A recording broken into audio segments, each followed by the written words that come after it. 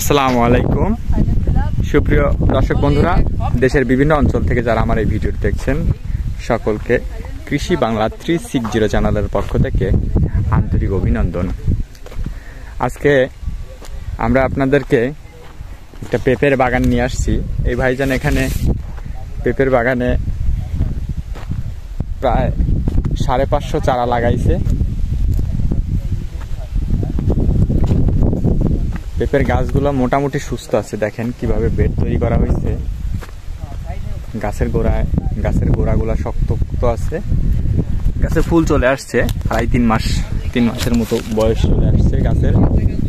এই গাছগুলাতে আমরা schedule spray প্রদান করছি দেখেন, যার কারণে কিন্তু প্রত্যেকটা গাছ সুস্থ। মাঝে মাঝে দেখবেন এরকম কিছু গাছ বের হবে। এই গাছের যে দেখতেছেন ট্রাইকোজেব ম্যানসার জাতীয় ছত্রাকনাশক,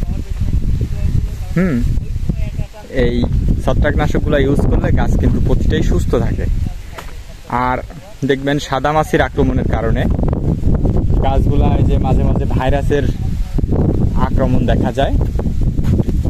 এই জাতীয় যে গাছগুলা দেখবেন যে সাদা সাদা ফুটকুনি হলুদ রঙের হয়ে যাচ্ছে, তো এই গাছগুলা আপনার বাগানে যখনই দেখা দিবে তখনই কিন্তু আপনার বুঝতে হবে যে আপনার পেঁপের গাছটি আক্রমণ করেছে সাদামাছি এবং পোকার আক্রমণটা বেড়ে গেছে, যার কারণে কিন্তু আপনার ভাইরাসের আক্রমণ, এটাকে আমরা বলি ভাইরাসের আক্রমণ। তো এই ভাইরাসের আক্রমণ হলে আপনি আবাবেকটিক বেনজয়েড গ্রুপের ড্রিল্ড, এটা চায়না জেংবাং এগ্রিকালচার বাংলাদেশ লিমিটেড কোম্পানির বাজারজাত করে থাকে। আর হচ্ছে আপনি ড্রিলের সাথে সাদামাছি দমনের জন্য সবচাইতে মহা ওষুধ যেটা, সেটা হচ্ছে আপনার টেমপেস্ট আর ডিলটা ইউজ করবেন। আর টেমপেস্টটা হচ্ছে ইউজ করবেন প্রতি লিটার পানিতে, অর্থাৎ প্রতি 16 লিটার পানিতে আপনি ইউজ করবেন হচ্ছে 10 মিলি হারে প্রতি 16 লিটার পানিতে ইউজ করবেন। তাহলেই কিন্তু আপনারা এই ধরনের সুস্থ একদম রোগমুক্ত গাছ আপনারা পেয়ে থাকবেন। দেখেন আপনারা বলেন হাইব্রিড জাতের, এটা কিন্তু আপনার গ্রিন লেডি, ওই সাইডে ফার্স্ট লেডি আছে। তো ফার্স্ট লেডি জাতের চারাগুলাও কিন্তু আমাদের একদম অক্ষুণ্ণ সুস্থ সবল। দেখেন ফুল চলে আসছে।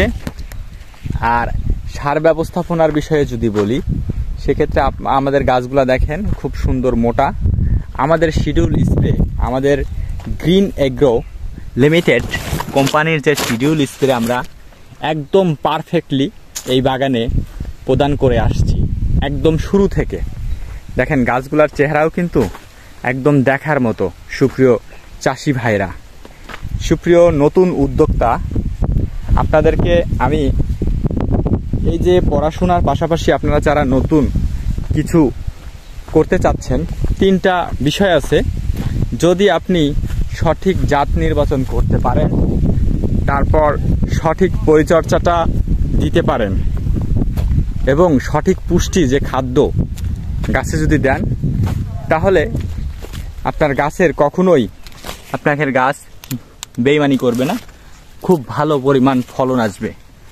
না জেনে শুনে অনেকে বলে যে হয় না, সম্ভব না, এইসব কথাবার্তা আমরা বিশ্বাসী না। আমরা বিশ্বাসী সঠিক পরিশ্রম, সঠিক পরিচর্যা, সঠিক টাইমিং যে বিষয়টা। এই দেখেন পেঁপের কিন্তু অলরেডি গুটি চলে আসছে, আপনারা দেখেন। ভাই এটা কোন জাতের?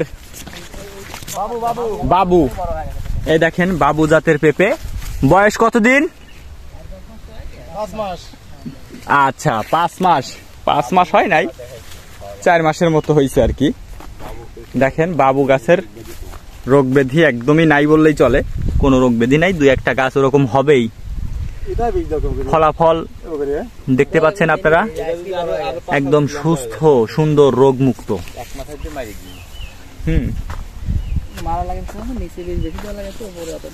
পারটেক্সের জিঙ্ক শোষক পোকা, জাপ পোকা, যত রকম পোকা আছে সব পোকার জন্য টেম্পেস্ট। আবার এগ্রোয়ান একটা ওষুধ বাজারজাত করে থাকে। দেখেন গাছের চেহারাগুলা কি পরিমাণ মোটা। হ্যাঁ, এগ্রোয়ান কোম্পানি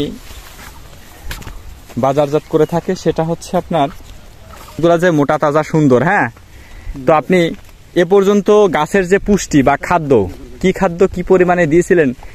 আমাদের খাবার খুব অল্প পরিমাণে দিয়েছি, বোরন, থিওবেট, তারপরে দানাদার কিছু দিয়েছিলাম, টিএসপি দিয়েছি, তারপরে জিঙ্ক দিয়েছি। কয়বার এ পর্যন্ত খাদ্য দিয়েছেন এই 4 মাসের গাছে?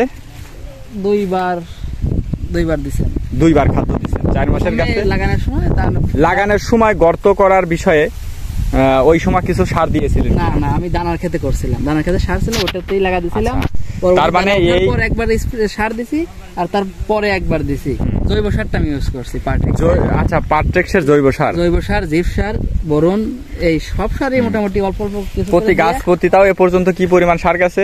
ওই যতটুকু গাছ অনুযায়ী, একটা ছোট থাকে একটা বড় থাকে, ওই অল্প করে একটু করে দিয়ে দিছি। তাও স্বাভাবিক একটা কতটুকু লাগে। টিএসপি, এমওপি এগুলা তো মনে হয় 50 গ্রাম করে দেওয়া হয়েছে, বেশি বা তারও কম দিছি, 50 গ্রাম দেইনি, অত সার দেইনি। তাহলে জৈব সারটা আপনার বেশি দেওয়া আছে। তাও প্রতি গাছ প্রতি 15 কেজি আছে না? কি সার?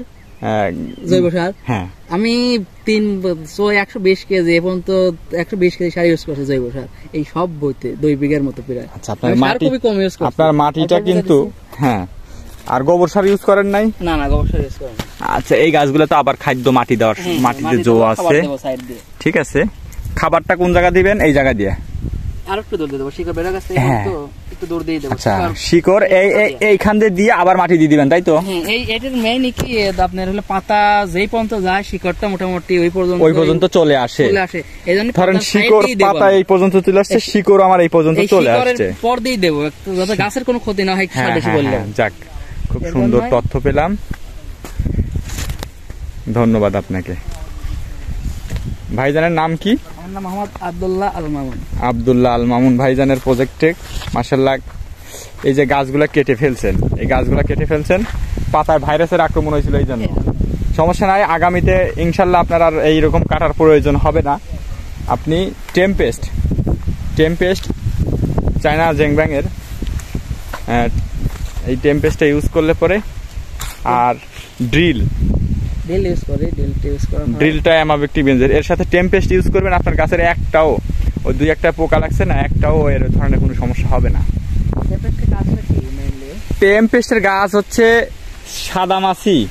আপনার এই গাছের যে পাতাগুলা কুকরি লেগে যায়, সব কিন্তু আপনার এই সাদামাছি আর হচ্ছে পোকার কারণে।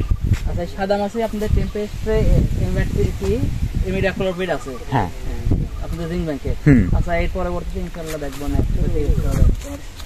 আমাদের জিংব্যাং না, আসলে জিংব্যাং এর এই 2টা প্রোডাক্ট অত্যন্ত ভালো। ঠিক আছে। আর স্প্রে কতদিন পর করেন? 7 দিন 10 দিন পর চালায় গেলে ইনশাল্লাহ।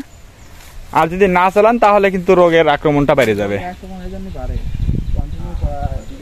মোট কতগুলা গাছ লাগাইছিলেন আপনি? 700-র মতো। 500-600-র মতো আছে না? 550-600-র মতো আছে, 550 প্লাস আছে।